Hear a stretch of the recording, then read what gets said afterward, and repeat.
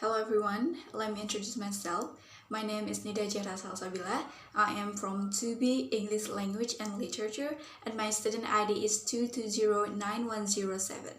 So, to fulfill my final project for Phonetics and Phonology course, I make this video to understand what I learned in this semester. Here I want to explain one of the submaterials that I have learned this semester, which is stress in simple words. So let's get into the video. Part 1 is the definition of stress. Stress here is not a psychology term. Instead, it's a degree of intensity to a certain syllable. The stress mark is usually by placing a vertical line high up just before the stress syllable itself. For example, in the word father, we can find the stress mark in the syllable father. There are two perspectives of the definition of stress. One is from the perspective of production. It says that stress is when speaker use more muscular energy than it use when they pronounce unstressed syllable. Second perspective is from the perspective of perceptual. It says that all stressed syllables have one common characteristic. That is prominence. So what is prominence? Prominent is very well known or important.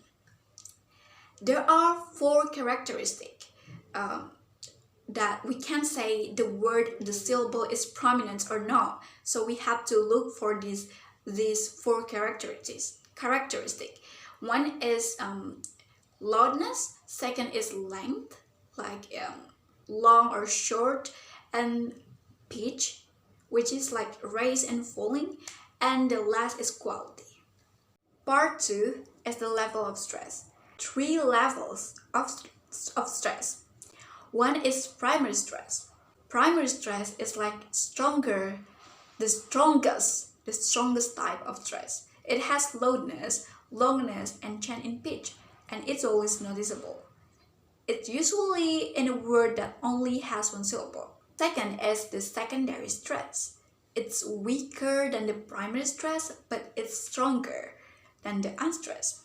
Also has like loudness, longness, and change in pitch, but it's quiet and not noticeable. This is usually represented by placing a down mark before the stress syllable itself, like under the syllable. Third is unstressed.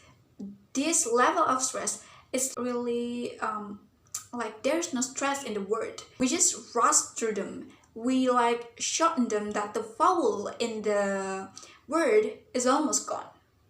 So after all of that, we have the same question, right? Like, how do we decide which is the stress syllable? Well, in English, there is no certain pattern. Not like French that always have the stress in the last syllable.